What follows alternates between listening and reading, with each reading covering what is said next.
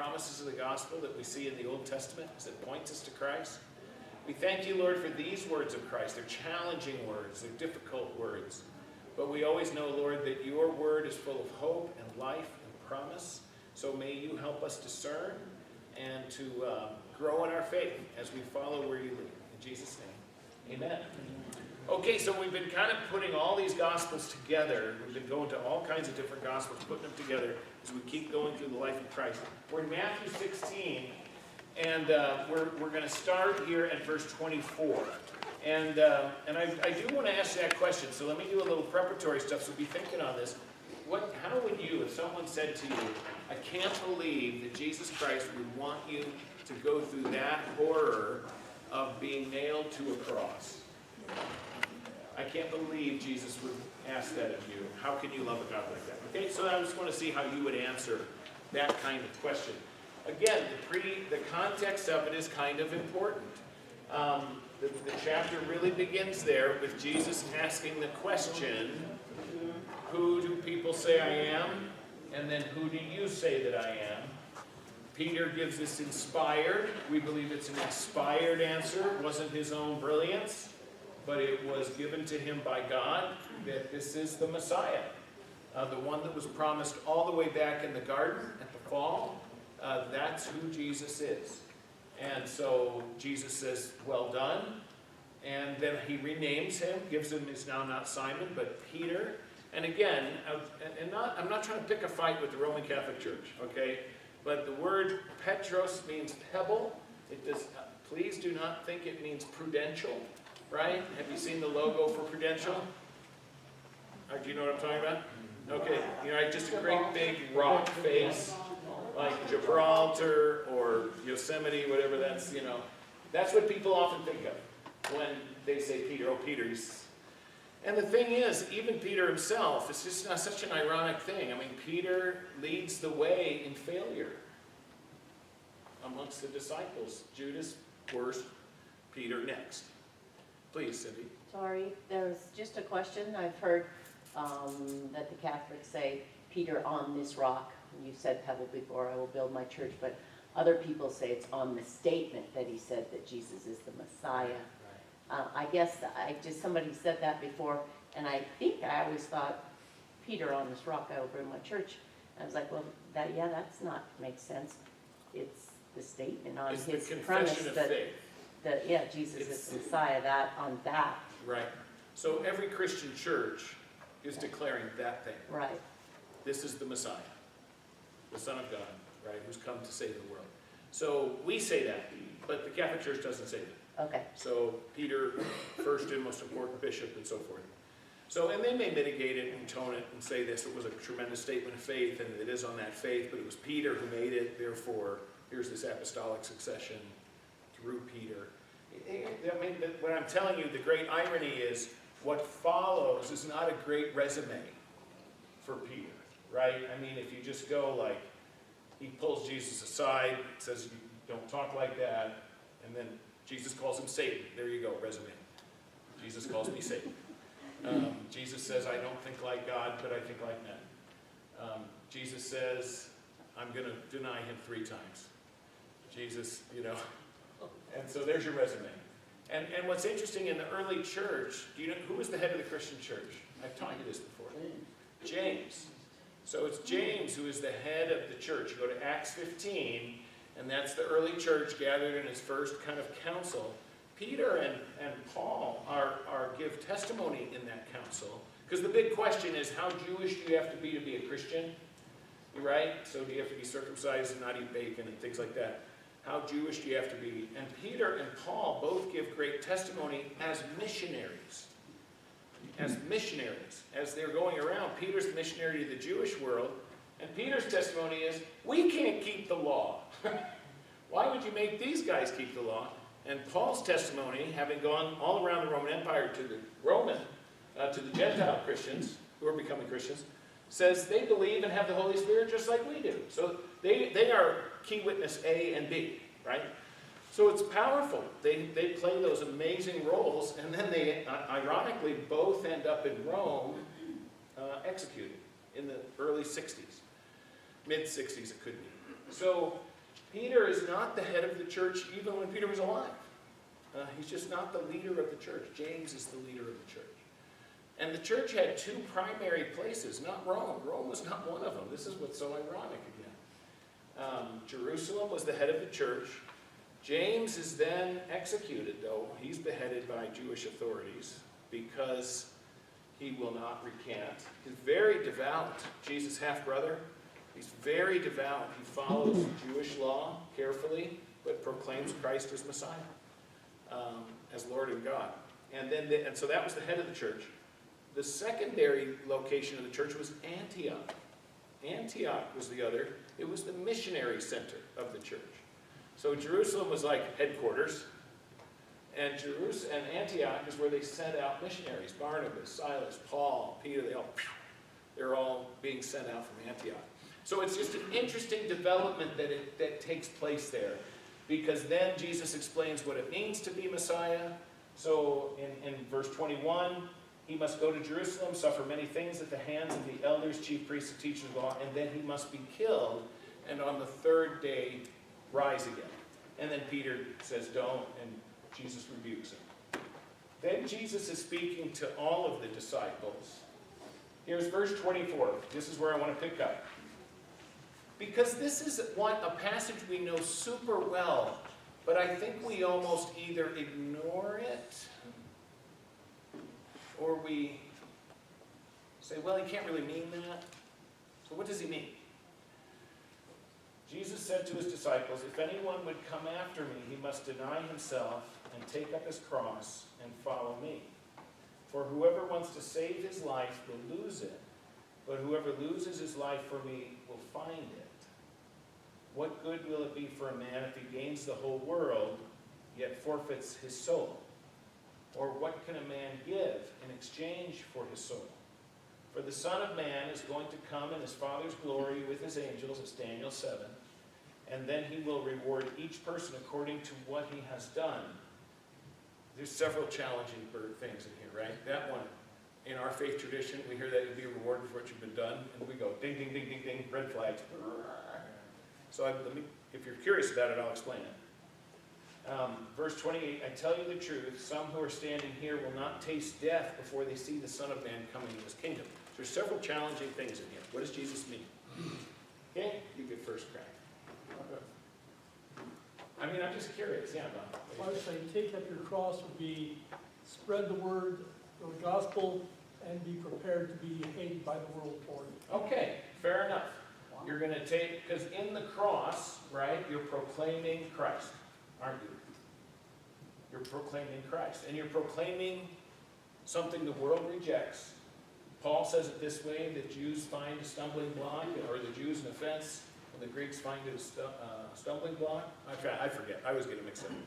It's one or the other. But the world rejects it.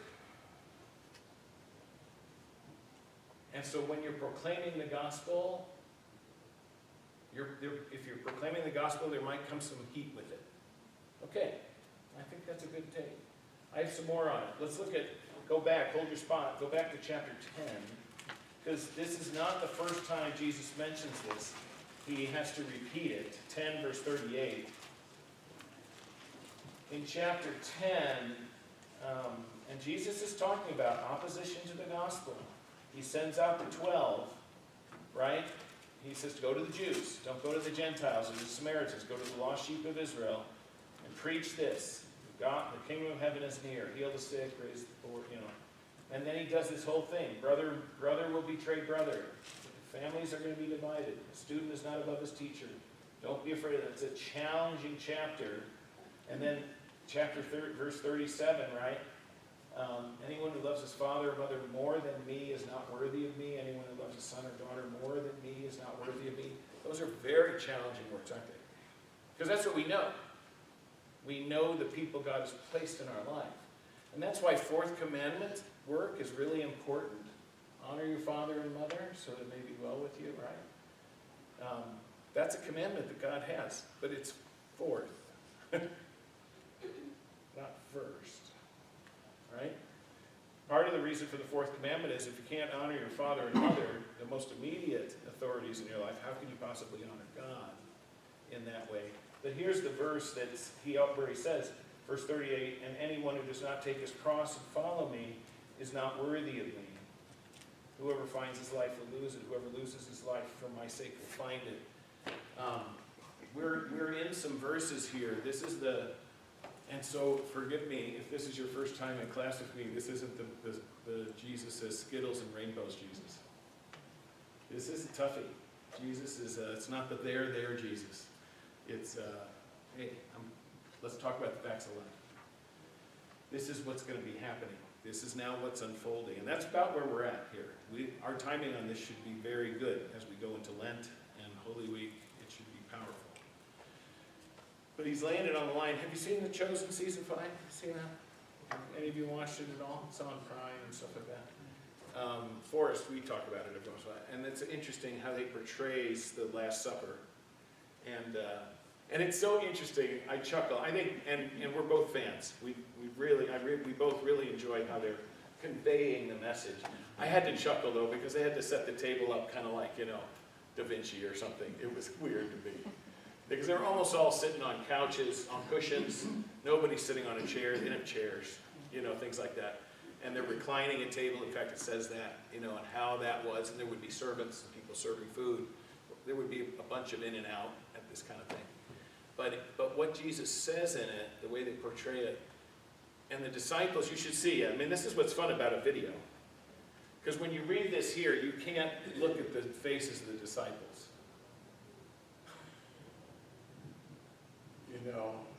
You'll all fall away because of me. And they're all, no, we won't. He says, like, if people are going to be opposed to you, if you don't have a sword, go sell your cloak and get one. And Simon the Zealot runs out, I got swords, And, you almost want Jesus to do, one of these. But they're hard words. So, and Bob, that's good. I appreciate what you said. I think it's right. Here's the way, I would say there's a couple things about this statement. Have you ever seen this? Are there a couple examples? Chad Hare and I were talking about this because I said, I gotta lose weight. I gotta go get a blood test and I don't want my A1C to be bad. So I'm doing foolish, dumb eating things right now. And I can't lose weight.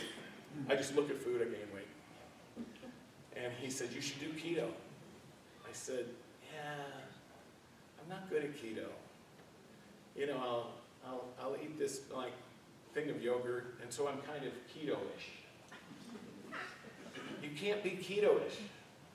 It doesn't work. It's kind of like saying, I'm kind of pregnant. Yeah. Right? That's the old phrase. That's the old statement, right? And Jesus is kind of like this. He's like, you can't be kind of my follower. That's what he's doing here. He says there's going to be a whole gob of people that are going to be kind of my follower. They kind of like me when I say things they like. This is a toughie. So this is like all in. Are you all in? Because this is what it comes with. So I like what you said, Bob. I think that's a good way to share it. This is my perspective on it. I see it as, and I will tell you, I'm not very ulterior in any of my motives because I usually talk and tell you everything. But my goal as your pastor is my hope is that Sunday is not a box that you're checking off, that it's a feeding for you so that as you live your life is shaped by your walk with Jesus Christ. So like, I got my Jesus glasses on. How do I interact with that person who's not kind to me? How do I react to the guy who cuts me off in traffic? How do I deal with disagreement or hurt in my culture? How do I do that? So in other words, I think what Jesus is saying is, and it's much like what you're saying, share the gospel. I think it's share the gospel and more. I think it's in living. Our life is shaped by Christ. Like I took these notes down. It's everything through the lens of Jesus and then acting on it because we see like Jesus. So just for example, I love softball. I even played a few games this year. I'm hoping to play till I'm 70. I'm hoping. That's my goal. And not die in the process. And if they aren't, just roll their eyes when I show up for a game. You know, like, oh, that dude. You know, got to put him in. So I'd love to help. I'd love to be able to do that. But I've always done church teams. I'm not big on being in the church league. Did you know church leagues are way worse in the city? It's worse in different ways. Different ways. Because you kind of have an expectation of behavior, and you're horribly disappointed every time. And language and stuff like that. But when you go to the city league, it's awesome. Because I'm there, and it's a rough crowd, man. Softball players. That's a rough crowd. A whole bunch of them. Like, I'll walk into the dugout and walk through all these guys, dozens and dozens of guys, and I'll go, wow, I didn't have my quota of F-bombs yet today. Thank God, I just got my quota filled, you know. It's just softball. It's just slow-pitch softball, city league softball. And we have Grace. And Grace is like the only church team in the whole thing. And so it's always, and I was better at it years ago, I like to redeem those things. Like if you're playing softball, how do I redeem this activity? It isn't just that I'm trying to win a game. How do I bear Christ in this place? You know, it's interesting. So like over the years, and I played a lot of third base and first base, so I'm by the dugout a lot. Other teams' dugouts. And now, in the last 5 years, 6 years, they've been playing music. They bring music. And I wish the umpires would just outlaw it all. And it's horrible. And I go over to the guy, you know, I'm playing third base, and I go over and I go, you see, I got a whole bunch of children over there. I don't mind you playing music. Could it not have F-bombs in it? You know, just a constant stream of it. And the guy, of course, cusses me out and starts to climb the fence, you know, to come after me. And thankfully, I have Chad Horst. Yes. Chad is about 7 feet tall, 280 pounds. And he came walking over, so it was great. But it was interesting because afterwards, I got to talk to the coach. And I said, look, I'm not trying to be offensive or holier than thou. We want kids to come out. Don't you want kids to love to play this game? And families to love it? You know, and we had a good conversation. But I said, we're trying to do this in a way that people are blessed. And so I'm not saying you need to come to church on Sunday. If you want to, we'll talk, fine. But in other words, what I'm saying is, how do you redeem the different activities in your life? How do you sanctify them? How do you say, hey, we're planning to spend a big bunch of money. What do we think? Is that a smart move? Does that honor what God is wanting us to do? I don't know. Maybe it does. How does that work? I'm going to spend my time this way. Like for instance, playing golf. Let's say you play golf 3 times a week. How cool would it be just to go once and just get part of a foursome? Don't go with your buddies. Just get stuck with people. And then over the course of time, who knows what might come up in 18 holes of golf, you know? Or if you're fishing, or you travel, or with your family. I guess what I'm saying is, I think that when we're carrying that cross, you can't sort of do it. Is I guess the thing. You can't sort of do it. It's like, well, I'll carry it for a block, but then I'm good for a while. Or I'll do it on Sundays, but then does this make some sense? Because I think it's an all, and when I say all in, because again, don't get me wrong, going around acting holier than thou, whacking people over the head with the Bible, is singularly ineffective. Just telling you. But what you want to be is be fully knowledgeable so that you can see people as people Jesus Christ died for. That's hard. This is a hard thing for me when I hear, because I don't do good with stupid. I don't do good with it. I have a hard time, and I pray about it a lot because I got to be more patient in that way. I don't mind people disagreeing with me. Don't be stupid. And so that's hard for me. I'm going to be patient. I need people to share more, and so forth. So I've been praying for that, and I now lead with that. Tell me your story. Just tell me your story. Yeah. Well, I was just thinking when Christ was on the way to Calvary, everybody saw him carrying the cross. They knew it was all about him. If you're really carrying your cross in your daily life, people should look at you and say, that man's different. Yeah. Well, isn't that the truth? If you're carrying a cross around, you're different than everybody else, man. Right? Now, here's the thing. People are carrying burdens. Not so. Some of them are self-imposed. Some are not. Some are not. Anyway, I think it's an all-in thing. I think it's an all-in. In other words, I want my life to be shaped by Christ. I think way too often we have, our life is like a pie, and we got sections. So here's this section, this is my work section, this is my recreation section, this is my spiritual life section. And I'm saying, wrong image. The spiritual thing should season and shape the whole thing. That's what I think. You can disagree with me, of course, everyone does, or not everyone, many people do. All right. Questions, comments? You want to make any comment? Yeah, Mike. Well, it seems like if we look at the cross, we have the vertical and the horizontal. And I think what Christ is saying is get the vertical right first, and then it should show in your horizontal. Yeah, for sure. So have the relationship with God and His Son and the Trinity first. And then it should reflect in the way you react with society and other people. Yeah, no, I think that's a great comment. By the way, tell Lois we're praying for her at 11. I will, thank you. Sorry she's not feeling well. Oh man, she's had a rough one. Yeah, Tim? Well, it seems like the Holy Spirit really comes into play in this cycle of our constant weaving in and out of following and not following. Right. I mean, He's the guy that's kind of in your head, kind of saying, hey, back up here a second. Right. You know what's weird for me too? Again, I'm going to be very Lutheran for just a minute. Take up your cross and follow me. My Lutheran response to Jesus, I'm failing at that. I am failing at that. I can't do it. Jesus goes, good answer. And so in other words, what Jesus is longing for us to go, always come to the cross. Always come to Christ. Always come to Him. Just imagine Peter saying to Jesus, I'm failing at being humble. I am failing at staying awake while you want to pray. I am failing at trying to lead these other disciples. I mean, thankfully, by faith, we've had some wins, too. We preached the gospel. I confessed you as Christ. We walked on water. But, man, I can't, what you're asking, I can't do. And Jesus goes,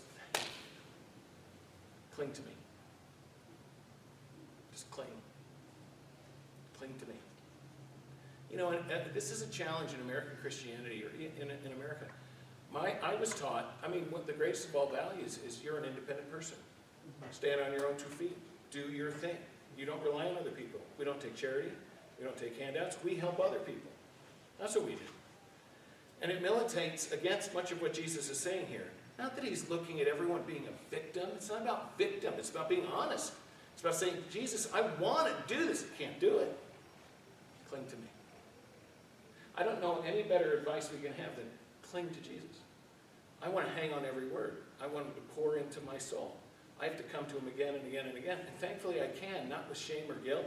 I mean, I'm honest. I say, well, Jesus, I need you again. Of course you do, you idiot. Come on. You know, so that's what I think the answer is. Because when I read this, I go, Jesus, I can't do that. I want to do that. But I get into situations and I don't bear that cross. I don't do it. I want to hide. I want to fly under the radar. I don't want to stick out. I don't want this, you know, or whatever. And Jesus says, cling to me. I don't know. I don't know if that's helpful in any way. Yeah. So, to me, that clinging aspect is a companion piece to trusting. Oh, yeah. You know, so Yeah. the idea of, I can, Right. I mean, a lot of us were raised that way. Like you just said, Yeah, you yeah. know, you figure things out, Right. rely on yourself.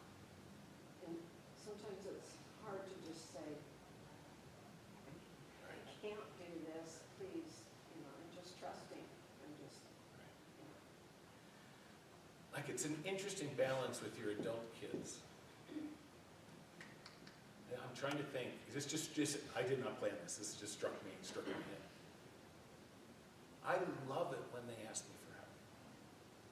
Because they never ask me for help, like almost. Now, if they always ask me for help, I'd probably say, would you knock it off and figure this out? So there's a balance here, right? There's some kind of balance. But man, I love it when they ask, would you watch Luke for the night? It's not just about Luke. We want to bless them. Would you be able to do, practice with Luke these things? Or could you come over and help me with the deck? Or could we go to this, Mom, would you go shopping with me for this or that? And I really think God is just sitting there saying, I know you're wanting to do this. I know you love me. I know you want to honor this. I'd love to hear from you some more. I'd love for you to call on me. I want you to ask me. Like on my staff even. There's nothing I love more than when a staff member comes in and says, can you help me figure this out? And we sit down and we figure that thing out so we can succeed. I think God is that way. Lord, help me figure this out. Help me, what is that? I think that's this. And I want to tag on to something Mike said, horizontal and vertical, right? Vertical and horizontal. Here's an interesting thing. People don't realize this. This is just a little bit of catechism thing. When we do the Lord's Supper, what we just experienced at 8:30, that's a vertical and horizontal thing. And it's so cool that it is. Because here's another kind of idiosyncrasy of American Christianity, evangelicalism, is just me and Jesus, baby. It's just me and Jesus. And we have to remember, it's God and his bride. Christ and his bride. Both things are true. My heart that he has redeemed and made whole, and then he has brought me into the body of Christ, the bride of Christ. So this is why I love when we do communion. Like, we make you come up. And because it's funny, because people who aren't ambulatory, it's hard to get them to get me to go out there and give to it, because it's, everything stops, and there's a parade out to the person, and then they're all embarrassed. And I go, no, this is great. You know what you're doing? You're proclaiming the Lord's death until he comes. Paul says that. You're proclaiming. When it's just a private thing that I'm doing here, in the comfort of my seat or wherever I am, there's nothing evil about that, but it's not the whole thing, right? It's vertical. Christ meets me in this place, and my family is with me. And we are making a bold witness. We are making a bold witness. The cross. We're proclaiming the cross. Anyway, side note. All right, here we go. Now, let's look at a couple things. There's another couple ones, right? When the Son of Man comes back, he will reward each person according to what he has done. Verse 27. So again, our faith tradition, by grace you've been saved through faith, and even the faith is not your own doing. It too is a gift of God, not by works so that no one can boast. Right? Kind of mantra statement, right? Saved by grace. So is it by what you've done? How would you answer the person? Say, look, better get good. You better get busy and start being good. It's going to reward each person according to what he has done. What do you think, Bob? Come on, I you know the friend verse, theologian. It's more of a mindset. A mindset? You think its intention matters more? What your intention is? It's interesting. I don't know if I'd agree, David. I hear you, though. It's a good thought. It's a good thought. No, go ahead. How can I put that? Yeah. Is how you want to live. Yeah, I want to do this, right? Fair enough, buddy. I was too mean to you. Sorry. No, that's a fair statement, honestly. Perhaps we get rewarded for whatever we have let Christ do. Aha! Oh, got it. Now we're talking, right? In other words, here's how we define good works. Because you can do a ton of good works this way, horizontally, with one another. You can give someone a ride to the hospital, you can bring them food, and you can help them out, you can forgive them, you can do all that kinds of things. This is a different one. This one is all God. God meets us. God acts first. God calls to us. Right? Remember, this is the famous answer. When were you saved? On a little hill 2,000 years ago outside on Jerusalem. That's when I was saved. Right? And so there's this. So we define it this way. Anything done in faith is a wonderful work. And God is longing for us to do those things in faith. This goes back to the cross, right? Therefore, he says, if you take up your cross and follow me, it's all in. And so therefore, I'm following by faith. I'm going to do this imperfectly, Jesus. I want to see people like you. I want to see the world like you. I'm going to do it imperfectly, but I'm all in. I want it to shape my life. I want it to give me hope when I'm hopeless. I want it to give me joy when I'm longing for that. It's going to make my hurts less. It's going to make my world right. Those are the works, because all those are done in faith. All those are trusting. Yeah. Well, the thief on the cross, the only work, quote unquote, he did was confess Christ. Right. Was a statement of faith. Yeah, amen. That's my case. Crazy. How could he see it? Only faith sees it. How could he see it? Okay, anyway, here's another statement. So anyway, that's kind of the idea. Because he's already set the stage for it. Take up your cross. As you're bearing your cross, you're doing those things in faith. Because there are going to be things, and when we say cross, what comes to mind is the horrors of a Roman execution. Cross really is abuse, mocking, insulting, ridicule. You know, please remember this. On the cross, the physical horrors were horrific. Horrific. You can't even imagine pounding a nail into somebody's wrist, right? To do that to another human. We can't even imagine that hardly. It'd make me throw up. It's nothing compared to what Jesus was actually experiencing as he is becoming sin. Yeah, Keith. John, I suggest, I guess maybe very simplistically, but when Christ is talking to his apostles, he's speaking literally to them about laying down their lives, because they were crucified, many of them as well, and they were all killed and they made martyrs. There are modern martyrs, obviously, but generally not. Right. So is laying down our life, laying down our old life, and picking up a new life, a life of faith. So the cross that we bear is that, as you're saying, the faith from picking up the new life and laying down the old life. Right. So he's speaking, but differently to them as he is to us. I certainly would agree with you. He is speaking directly to those disciples. We also know that they've recorded it for us too. So Matthew recorded that. And so clearly I think Matthew is saying Jesus was speaking that to me. But I believe he's also speaking it to you. That's why I'm sharing it with you. So the question is, how? What is he impacting with? Like for instance, right now, an untold story is in Nigeria. And there are thousands upon thousands of Christian martyrs. It's not even in the news. I mean, thousands and thousands. Just people losing their lives for their faith. We have sister churches in Tanzania, and Ethiopia, and Uganda, and Kenya, and in certain pockets of those areas, especially where there's radical religious groupings, they are losing their life, and they are not bending the knee, and they are not failing to confess Christ. That's this. I mean, today. Happening today. Now, one more. So I think it's being all in. I want my whole life to be shaped by this. And not everyone will think that's great. Not everyone will cheer for you when it's that way. Here's another one. I tell you the truth, some who are standing here will not taste death before they see the Son of Man coming in his kingdom. How would you interpret that? Because a lot of times we see that and we think that's second coming. That's like the book of Revelation. But yet he's talking about the people standing there as disciples. Could be a larger group than that.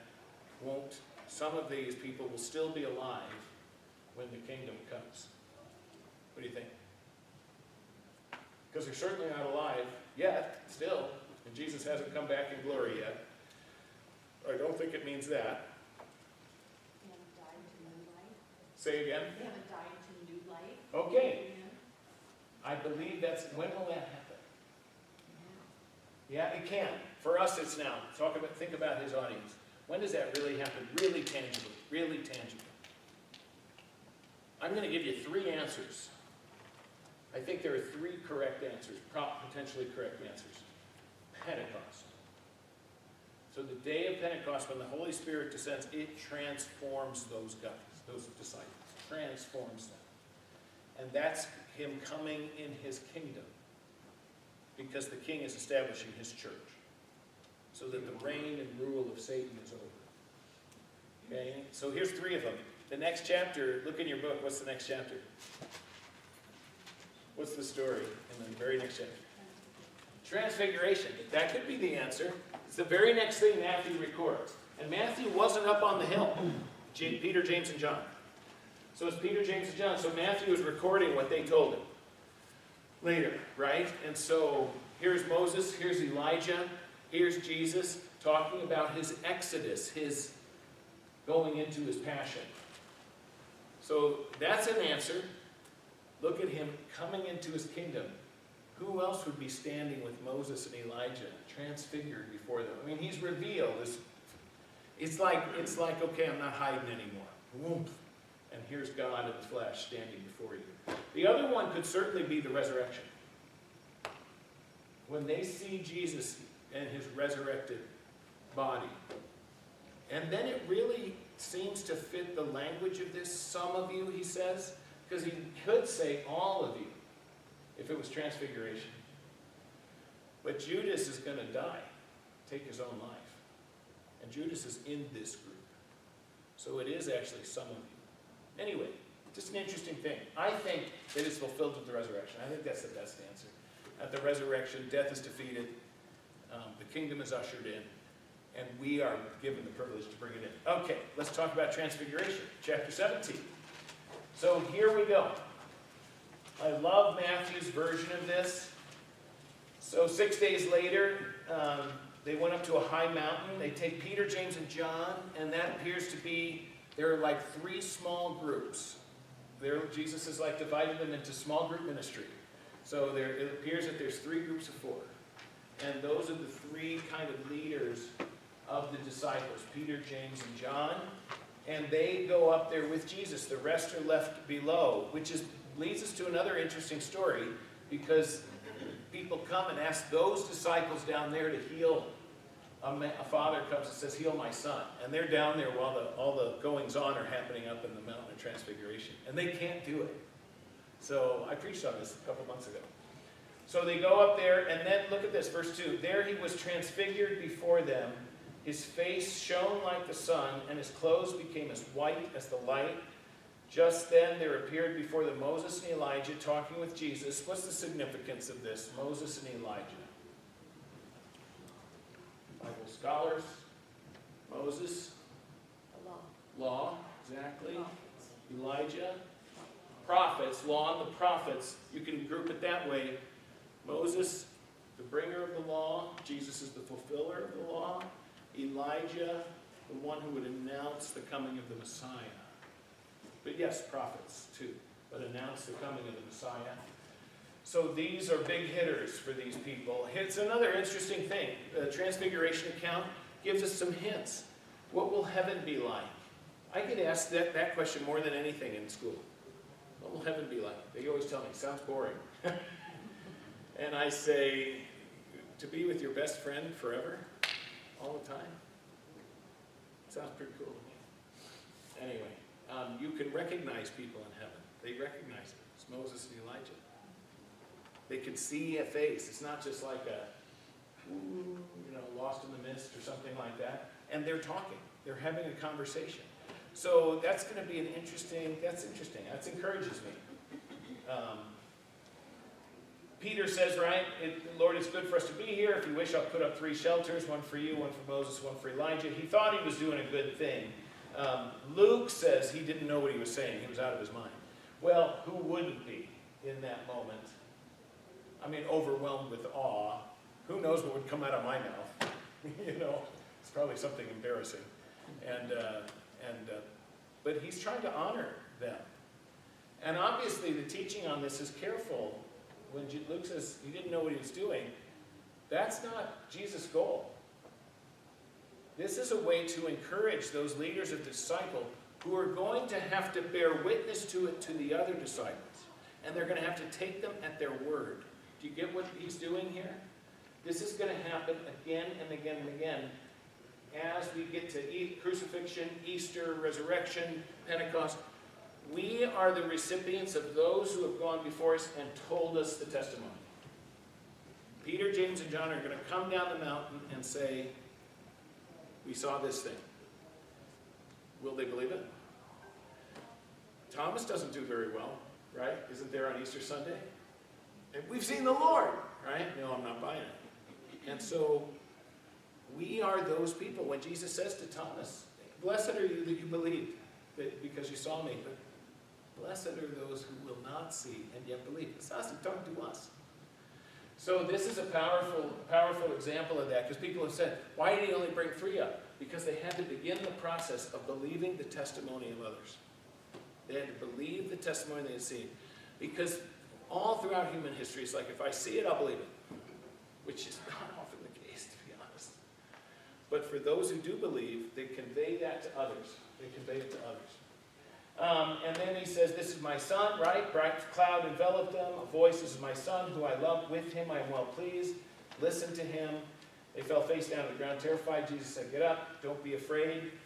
And then this is my single favorite verse in this account. When they looked up, they saw no one except Jesus. That's a good word for us. I think that's almost, that ties back to where Jesus says, take up your cross and follow me. They saw no one except Jesus.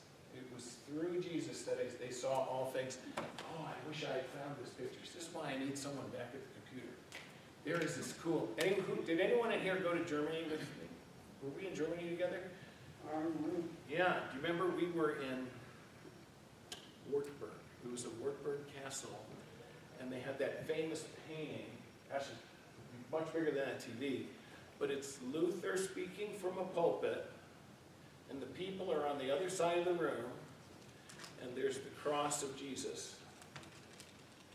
and he's on the cross in white, and the message of the painting is he is speaking to the people through the cross of Christ. It's very cool. It was a very cool one. Anyway, when they looked up, they saw no one but Jesus. Think about the people sitting in the pews. They're not seeing Luther. They're seeing Jesus. That's the goal, right? That's my goal. Seeing Jesus. So then, Jesus said, don't tell anyone. Okay, then they go, oh yeah, so let's look at this. Why then did the teachers of the law say that Elijah must come first? To be sure, Elijah comes and will restore all things, but I tell you, Elijah has already come, and they did not recognize him. So we recognize who? John the Baptist. So that's who Jesus is talking about here. John the Baptist is the Elijah who was to come, who prepared the way. And then he says that in verse 13. Then the disciples understood that he was talking to them about John the Baptist. Okay, last little thing here. Anyway, we talked about this a couple months ago. Why they can't do the work. I want to shift to, because I just got a minute here, and then we'll be done with 17. Go to verse 24, the temple tax. This is an amazing thing. Forrest and the Chosen, they mentioned it. Half shekel temple tax for every Jewish male. Half shekel. Every year, you had to pay the temple tax. And so that's what they're being asked about. This is actually in the book of Exodus, some kind of, a certain amount of tax to maintain the temple. It was to keep the temple functioning so the sacrificial system could take place. They could have their festivals. Because this was the means whereby they received the forgiveness of sins, where they got themselves, their relationship right with God. Without the temple, they got a problem. So there was this temple tax, half shekel per person. After Jesus and the disciples arrived in Capernaum, the collectors of the 2 drachma tax came to Peter and asked, doesn't your teacher pay the temple tax? Yes, he does. It's so funny, he says drachma, but Matthew would say drachma, because Matthew's Jewish. And he kind of is writing for the Jews, because you couldn't use a drachma to pay the temple tax. You'd swap your money in. You could not pay it with a drachma, which had a picture of, a false goddess or god or whatever on it. That was Greek money. That was Greek money. Yes, he does. Peter says, yes, he does. He doesn't know that. He says, yeah, of course Jesus pays the temple tax. When Peter came into the house, Jesus was the first to speak. What do you think, Simon? This is funny, too. He's renamed him Peter, right? So every once in a while he calls him Simon. You know why? What's that an indicator of? Your humanity. Yeah, you're kind of goofing up here, buddy. I'm referring to you in the old name. The new name is the faith name. The old name is the not faith name. So he's saying to Simon, from whom do the kings of the earth collect duty and taxes? From their own sons or from others? Well, from others. They don't charge their kids. They get it from the hoi polloi, right? They get it from the masses. Then the sons are exempt, Jesus said to him.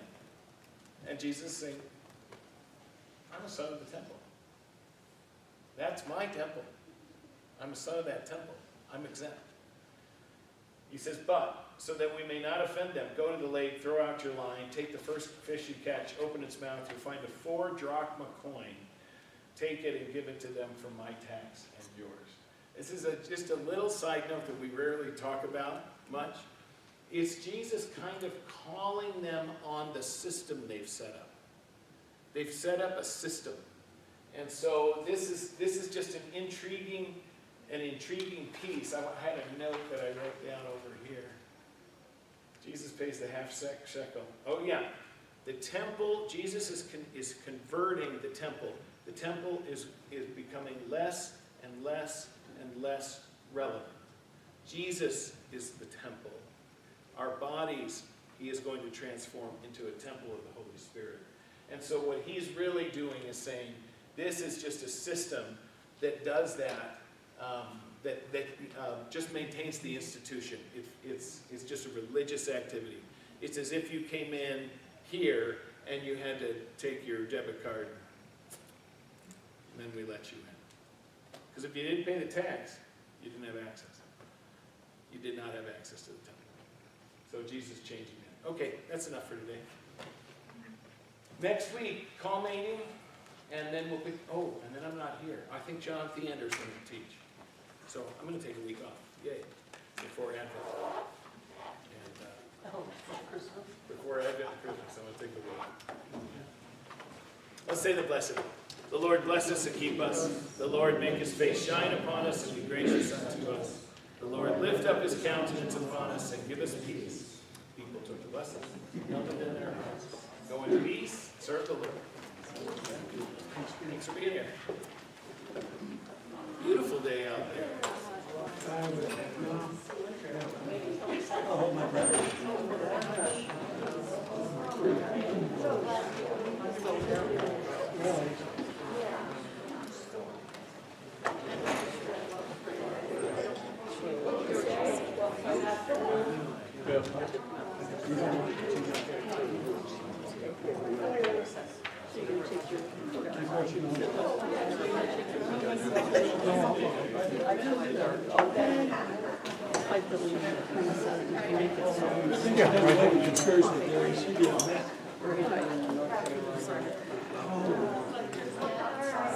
Okay, we'll see you later.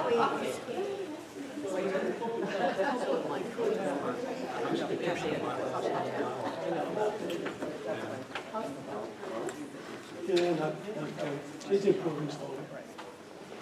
But it seems like, well, we came back with a terrible food and I've had just getting over it. Now hers turned into pneumonia. And so they gave her some powerful, they killed her intestinal biopsy. And now she's got C. diff. It's a terrible bacteria in your lower gut. This can be really dangerous and toxic. So she's now on some new medications to take care of it. But it's very contagious. So she has to self-isolate. I have to sleep in different rooms, use different bathrooms, and stay away, and Clorox everything. And I'm finally getting recovered mind. I've got a little bit of problem. My energy level's up. So I think I'm on the tail end of it. Yeah, she's struggling.